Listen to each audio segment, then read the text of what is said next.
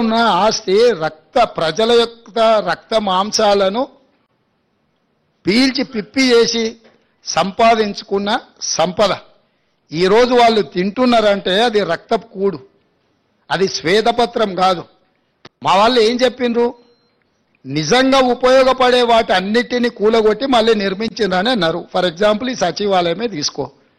గతంలో ఉమ్మడి రాష్ట్రానికి ఉపయోగపడ్డ సచివాలయం 2012లో ఎల్ఎన్టీ కంపెనీ కట్టిన భవనాలు అన్నీ ఉండే, 12 లక్షల స్క్వేర్ ఫీట్ ఉండే ఆ రోజు. ఆ రాష్ట్రం తరలిపోయినాక మొత్తం మనకు ఉపయోగంలో ఉండి ఇంకా అవసరమైతే ఇంకా కొన్ని హాస్పిటల్స్కో కొన్ని ప్రభుత్వ కార్యాలయాలు కూడా ఎక్కడెక్కడ కిరాయికునో వాటన్నిటిని ఇక్కడ తరలించి పెట్టుకోవడానికి అవకాశం ఉండే. ఒకవేళ ఇది మీకు అచ్చి రాలే, దీన్ని ఏ ప్రభుత్వ ఆసుపత్రిగానో మార్చి కొత్త ఖాళీ జగాలు ఈ సచివాలయాన్ని కట్టినుంటే ఇది ఉపయోగపడుతుండే, అది ఉపయోగపడుతుండే. ఇక్కడ అన్ని రకాల వసతులతో ఉన్న భవనాలను కూలగొట్టి కొత్తటి కట్టి ఆస్తి సృష్టించినమంటారు. అక్కడ కూడా ఉన్న భవనాలన్నీ కూలగొట్టి కట్టిండ్రు.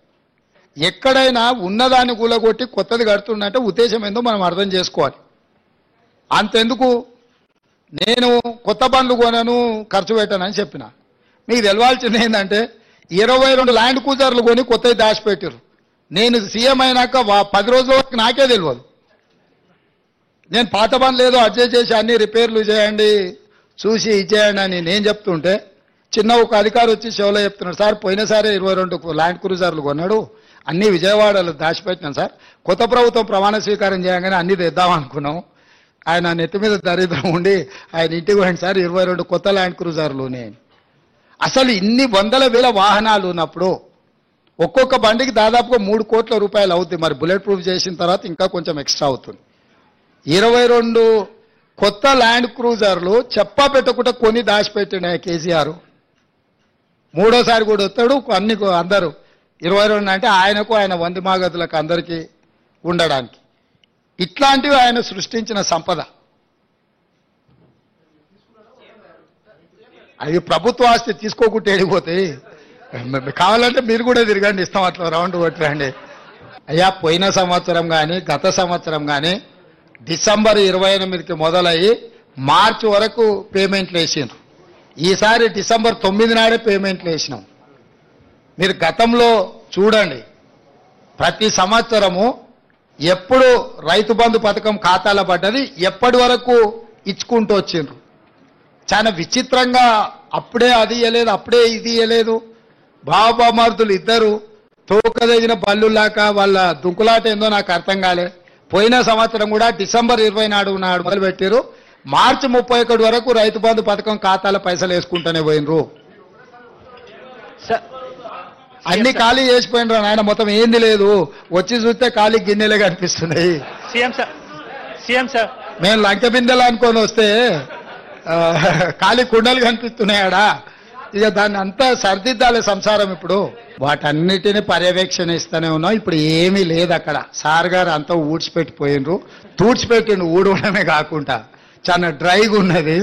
వాటన్నిటిని కూడా సమీక్షిస్తున్నాం. అందుకే కేంద్రం నుంచి రావాల్సిన నిధుల కోసం కూడా అక్కడికి వెళ్ళి కలిసినాము. వాటన్నిటినీ పర్యవేక్షించుకొని అందుకే మీకు శ్వేతపత్రం ఇచ్చినాం. ఎందుకు చెప్పాల్సి వచ్చింది అన్ని వివరాలు? మనం ఎక్కడి నుంచి మొదలు పెడుతున్నాం? వెనకటికి పెద్దోళ్ళు చెప్పి రేట్లు వేసినా లెక్క పెట్టేయమని. సో ఈ కేసీఆర్ ఎవరికేమి ఇచ్చిండో ఎక్కడ ఏముందో కూడా చెప్పని పరిస్థితి ఉన్నందుకే ఈరోజు శ్వేతపత్రం విడుదల చేసినాము. శ్వేతపత్రం విడుదల ద్వారా 6,71,00,000 పైచీలకు కేసీఆర్ అప్పు చేసి మనల్ని నిండా ముంచి ప్రభుత్వం వదిలేసి అందరు కలిసి పరారైపోయినరు. ఈ పరిస్థితిలో నుంచి మనం తేరుకొని ఒక మంచి ఉద్దేశంతోని ఆలోచనతోని ప్రభుత్వం ముందుకు వెళ్తుంది. అన్ని విషయాలు పరిగణలోకి తీసుకుంటాం. ఎక్కడెక్కడైతే రాబడులు ఉన్నాయో వాటన్నిటిని కూడా తెచ్చుకుంటాం. భేషజాలకు వెళ్లాల్సిన పని లేదు. కేంద్ర ప్రభుత్వం నుంచి మనకు రావాల్సిన నిధులు ఏమన్నా ఉంటే వాటిని తెచ్చుకుంటాం. అన్ని రకాలుగా సమీక్షించుకొని ముందుకు వెళ్ళడం జరుగుతుంది. ఈ లంక బిందెల ముచ్చటేందో నాకైతే అర్థమే కాలే. ఒక ముఖ్యమంత్రి గారు మాట్లాడే మాటలేనా? ప్రభుత్వంలోకి అధికారంలోకి వచ్చింది, ప్రజల జీవితాలు బాగు చేస్తా, పేదల ప్రజల యొక్క జీవితాల్లో వెలుగులు నింపుతా, రాష్ట్రాన్ని అత్యంత ఉన్నతమైనటువంటి ఒక స్థాయికి అభివృద్ధి చేస్తా, పేద ప్రజలకు అండగుంటా అని చెప్పాల్సినటువంటి ఒక పెద్ద మనిషి లంకెబిందెలు ఉన్నాయని చెప్పని నేను అధికారంలోకి వస్తే ఖాళీ గిన్నెలు ఉన్నాయని చెప్పని మాట్లాడుతుండ్రు. దొబ్బితిందామని వచ్చినారు సార్ మీరు అంతేమన్నా? లంకెబిందెలు ఉన్నాయి దొబ్బితిందామని వచ్చిందా? ఇవాళ 6 లక్షల రూపాయలు అప్పున్నది అని చెప్పని మీరు మాట్లాడుతూ ఉన్నారు.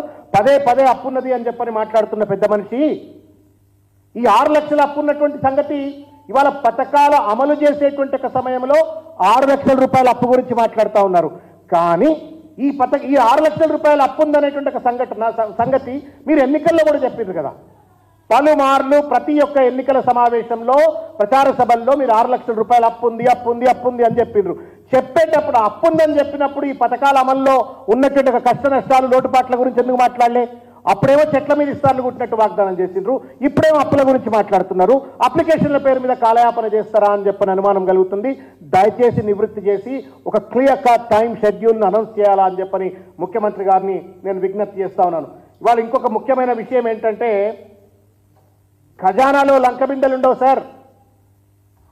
మీ ఇండ్లలో ఉంటుండొచ్చు, పెద్ద పెద్ద బడాబాబులు పటేళ్లు పట్వారీలు దొరల ఇళ్లలో ఉంటే లంకబిందెలు ఉంటుండొచ్చు. కానీ ప్రభుత్వ ఖజానాలో లంకెబిందెలు ఉండవు, రికార్డులు ఉంటాయి, అకౌంట్ రికార్డ్స్ ఉంటాయి. అంతే. మీరు ఈ మాత్రం కూడా సోయి లేకుండా తెలంగాణ ఇంకొక విషయం ఏంటంటే, ప్రభుత్వ ఖజానానే లంకెబిందె అంటే అందులో బంగారాలు గొలుసులు లేకపోతే ఇంకేదో ఉండదు. ఇవాళ తెలంగాణ అంతా కూడా లంకెబిందే. ఎందుకంటే కేసీఆర్ గారు 60,000 కోట్ల రూపాయలు ఉన్నట్టు ఒక బడ్జెట్ రాష్ట్రాన్ని 3,50,000 కోట్ల రూపాయలకు బడ్జెట్ను పెంచి వాళ్ళ తలసరి ఆదాయాన్ని పెంచి వ్యవసాయ ఉత్పత్తుల్లో నెంబర్ 1 స్థానంలో ఉంచి తెలంగాణనే ఇవాళ లంకెబిందెగా తయారు చేసినారు. దాన్ని మీరు ఎక్కడ గండిగొట్టే ప్రయత్నం చేస్తారో లేదా దోచుకునే ప్రయత్నం చేస్తారో అనే ఒక భయం కలుగుతూ ఉంది మీ మాటలు చూస్తూ ఉంటే. ఇకపోతే బాధ కలిగించే అంశం ఏంటంటే, అసెంబ్లీలో శ్వేతపత్రాలు ప్రవేశపెట్టినరు, అవాసు పాలైనరు. ఆఖరికి మళ్ళీ ఢిల్లీకి పోయి కూడా ప్రధానమంత్రి దగ్గరికి వెళ్ళి కూడా ఇవే మాటలు మాట్లాడి తెలంగాణ పరువును ప్రతిష్టను ఢిల్లీ నడివీధుల్లో కూడా దిగజార్చేటట్టు ప్రయత్నం చేసినారు. దీనిపై తప్పనిసరిగా ఇటువంటి ఒక వ్యవహార శైలిని మీరు మార్చుకోవాలని చెప్పని ఈ సందర్భంగా నేను కోరుతా ఉన్నాను. ఇకపోతే ఈ దరఖాస్తులు ఎందుకు అడుగుతా ఉన్నారు మీరు? నేను సూటిగా అడుగుతా ఉన్నాను ముఖ్యమంత్రి గారు. రైతు బంధు పథకాన్ని ఎన్నికల కోడ్ ఉందని చెప్పని ఇవాళ మంత్రివర్గంలో ఉన్నటువంటి ఒక పెద్దలందరూ పోయి ఢిల్లీకి వెళ్ళి సెంట్రల్ ఎలక్షన్ కమిషన్ ఇండియా వాళ్ళకి అప్లికేషన్లు ఇచ్చి రైతు బంధును ఆపిచ్చినారు. ఆఖరికి ఎన్నికల సమయంలో కూడా రైతు బంధుకు గండి కొట్టేటువంటి ఒక ప్రయత్నం చేస్తున్నారు మీరు. రైతు బంధు గండి కొట్టేటప్పుడు ఏం చేస్తున్నారు మీరు? ఇవాళ ఇస్తే 10,000 రూపాయలు, రేపు నేను డిసెంబర్ 9 నాడు అధికారంలోకి వస్తే 15,000 రూపాయలు అని చెప్పని అన్నారు మీరు. నేనేమో అల్లావుద్దీన్ అద్భుత దీపం మీ చేతిలో ఉంది, ఆగమాగం అయిపోయి మొత్తం అన్నీ కూడా మీరు అమలు చేసేస్తారు, మొత్తం మీరు చెప్పిన మాటలన్నీ కూడా అమలు చేస్తారని నేను అనుకోవట్లేదు. కానీ మీ మాటలకు చేతలకు పొంతన లేదు ముఖ్యమంత్రి గారు. మీ మాటలకు చేతలకు పొంతన లేదు. మీరు డిసెంబర్ 9 నాడు 15,000 రూపాయలు ఇస్తాన్నారు. 10,000 తీసుకోకండి, నేను 15,000 రూపాయలు ఇస్తా. ఒకవేళ మీరు 10,000 రూపాయలు వాళ్ళు తీసుకుంటే కూడా నేను అధికారంలోకి వచ్చిన తర్వాత 5,000 రూపాయలు ఇస్తా అని చెప్పిన పెద్ద మనిషి నువ్వు ఇంతవరకు దానిపై ముచ్చటెందుకు మాట్లాడతలేవు? రైతు బంధు ఏమంటే అప్లికేషన్ అడుగుతున్నాను. What have you promised and what are you delivering today? ఇది దగా అని చెప్పని అనిపిస్తా ఉంది. ఇది మోసం. రేపు పొద్దుగాల మీరు 15,000 ఇవ్వాల్సి వస్తుంది, చచ్చుకుంటూ ఇవ్వాల్సి వస్తుంది. ఇవ్వకపోతే మీ మెడల పైన స్వారీ చేస్తారు తెలంగాణ సమాజం, రైతాంగం ఊకోదు. కానీ వై ఇస్ డాడ్జింగ్? మీరు చెప్పండి, మేము అప్పుడు తప్పు చెప్పినాం, నేను ఇవాళ మా వీలు కావట్లేదు అని చెప్పండి. రెండో విషయానికి వచ్చినట్టయితే, మీరు 7వ తారీఖు నాడు ప్రమాణ స్వీకారం, 27వ తారీఖు ఉన్నది. ఇవాళ 20 రోజులు గడిచిపోయిన తర్వాత ఇవాళ దరఖాస్తుల పేరు మీద ఇవాళ కాలయాపన చేసేటువంటి ఒక ప్రయత్నం చేస్తూ ఉన్నారు. దీంతో పాటు అనేక అంశాలు ఉన్నాయి దీంట్లో. జాబ్ క్యాలెండర్ డిక్లేర్ చేస్తామన్నారు, మెగా డిఎస్సి డిక్లేర్ చేస్తామన్నారు, 2 లక్షల రుణమాఫీ చేస్తామన్నారు. ఇవన్నీ కూడా ఫస్ట్ క్యాబినెట్ సంబంధించినటువంటి అనౌన్స్మెంట్స్. 20 రోజులు అయిపోయింది, దానిపైన చర్చ లేదు. ఆసరా పెన్షన్ గురించి కూడా మాట్లాడినరు. ఇవాళ మీకు వస్తున్న పెన్షన్ 2,000 రూపాయలు, డిసెంబర్ 9 నాడు మీకు వచ్చే పెన్షన్ 4,000 రూపాయలు అని అన్నారు. దానిపైన కూడా ఇవాళ అప్లికేషన్లు తీసుకుంటా ఉన్నారు. మళ్ళా నిరుద్యోగ భృతి గురించి అయితే 4,000 రూపాయలు మేము అనలేదని చెప్పని అసెంబ్లీ సాక్షిగా దాటవేతకు దూరపడికి పాల్పడినారు. యూత్ డిక్లరేషన్లో చెప్పిండ్రు, ప్రియాంక గాంధీ గారు చెప్పిండ్రు, రేవంత్ రెడ్డి గారు చెప్పిండ్రు, అయినప్పటికీ కూడా దాటవేత ధోరణికి పాల్పడ్డారు. ఇకపోతే కరెంటు బిల్లే కట్టకన్నాడు పెద్ద మనిషి రేవంత్ రెడ్డి గారు, ముఖ్యమంత్రి ప్రతిపక్ష నాయకుడు హోదాలో ఉంటూ. మీరు కరెంటు బిల్లు కట్టొద్దు, నేను అధికారంలోకి వచ్చిన తర్వాత కరెంటు బిల్లు అంతా మాఫీ చేస్తా అని చెప్పని, ఇవాళ పరిస్థితి ఏందా అని చెప్పని నమ్మి కరెంటు బిల్లు కట్టకుండా ఓటేసినటువంటి ఒక పేద ప్రజలు ఇవాళ వాళ్ళ ఇళ్లకు వచ్చి ఫీజులు బీక్కపోయేటువంటి ఒక పరిస్థితి ఇవాళ పల్లెల్లో కనబడతా ఉంది, పట్టణాల్లో కనబడతా ఉంది. ఇది మోసం కాదా, ఇది తప్పు కాదా అని చెప్పని ఈ సందర్భంగా నేను ప్రశ్నిస్తా ఉన్నాను. ఇకపోతే నేను ఒక ప్రశ్న అడగదలుచుకున్నా రేవంత్ రెడ్డి గారిని. దుబారా అని చెప్పని చాలా మాట్లాడినరు.